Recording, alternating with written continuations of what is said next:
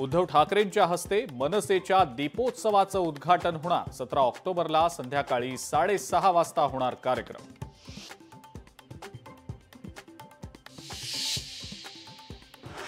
महसूल मंत्री चंद्रशेखर बावनकुळेंचं मुख्यमंत्री फडणवीसांना पत्र। जिल्हा परिषदेत 5 स्वीकृत सदस्यांची नेमणूक करण्याची पत्राद्वारे केली मागणी।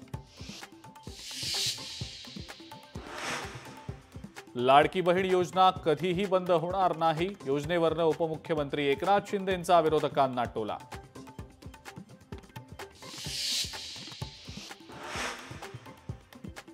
वैभव खेडकर भाजपमध्ये 3 वेळेला रखडलेला पक्षप्रवेश अखेर आज संपन्न।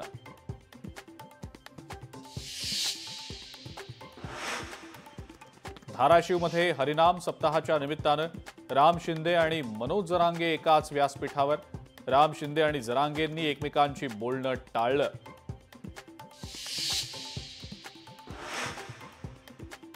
विरोधकांच्या शिष्टमंडळानं निवडणूक आयोगाची घेतली भेट। उद्धव ठाकरेंनी निवडणूक आयुक्त चोक्कलिंगम यांना दिलं निवेदन।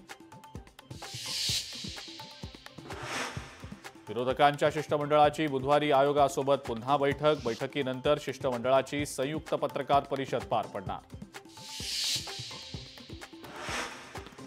पराभव दिसू लागल्यानं विरोधक एकत्र आले। उपमुख्यमंत्री एकनाथ शिंदेंचा विरोधकांना टोला।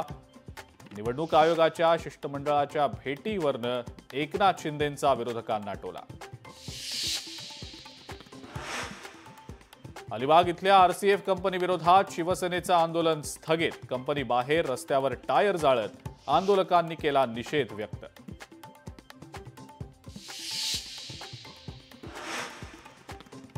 बीडमधल्या रास्ता रोको आंदोलनाला हिंसक वळण। महामंडळाच्या बसेसची काही तरुणांकडनं तोडफोड। शेतकऱ्यांच्या कर्जमाफीसाठी केला होता रास्ता रोको।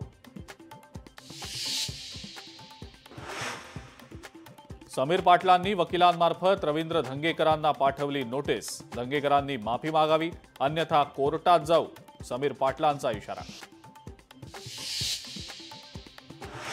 आणि दिलीप खेडकरचा अटकपूर्व जामीन अर्ज फेटाळला। बेलापूर कोर्टानं अर्ज फेटाळला।